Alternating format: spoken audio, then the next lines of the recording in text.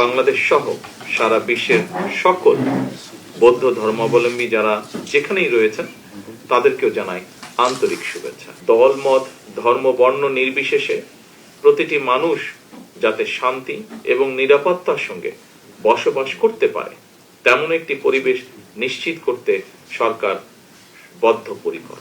বর্তমান সরকার ধর্ম নিয়ে রাজনীতি করতে চায় না, ধর্মকে রাজনৈতিক স্বার্থে আমরা ব্যবহার করতে চাই না, অতীতেও আমরা তা করিনি।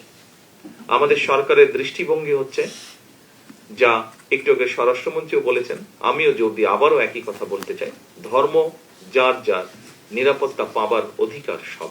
মুক্তিযোদ্ধারা বাংলাদেশের স্বাধীনতা অর্জন করেছিলেন। মুসলমান, বৌদ্ধ, হিন্দু, খ্রিস্টান সবাই মিলে লাখো প্রাণের বিনিময় এই দেশটা আমরা স্বাধীন করেছিলাম।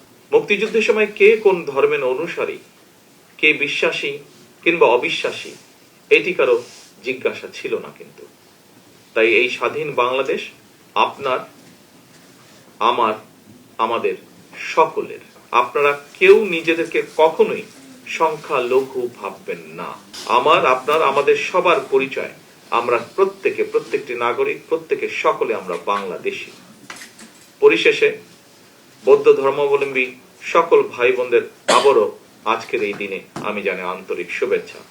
বৌদ্ধ পূর্ণিমার এই বিশেষ দিনটি আপনাদের জন্য হয়ে উঠুক আরো আনন্দময় ও তাৎপর্যপূর্ণ, এই প্রত্যাশা রেখে আমার বক্তব্য শেষ করছি।